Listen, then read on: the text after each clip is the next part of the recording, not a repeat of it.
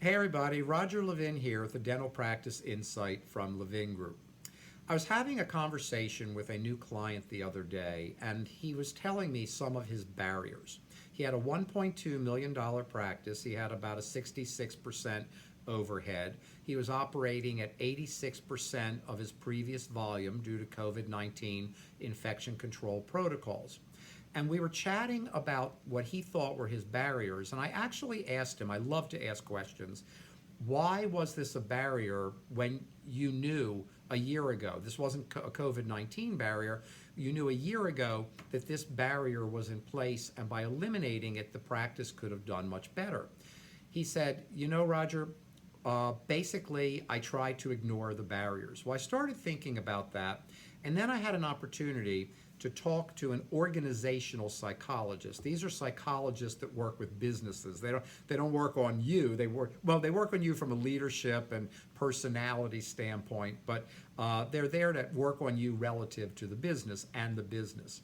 And this organizational psychologist said people like to ignore the barriers. I was telling her the story.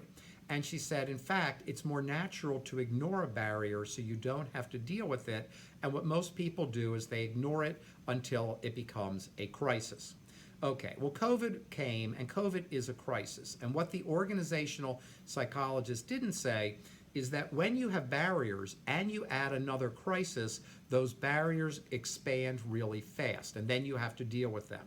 So my suggestion is pick 3 barriers in your practice. It could be a script. It could be a certain type of case presentation. It could be a person.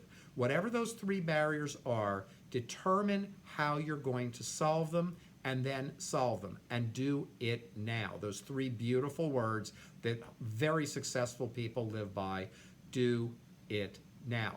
If you've ever wondered why Bill Gates and Mark Zuckerberg dropped out of Harvard to start their companies, because if they had waited till they graduated, it would have been too late. The technology would have changed. They would have never happened. They lived do it now. They took big risk.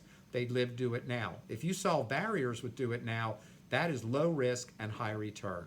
As always, I wish you dental practice success and increased practice production.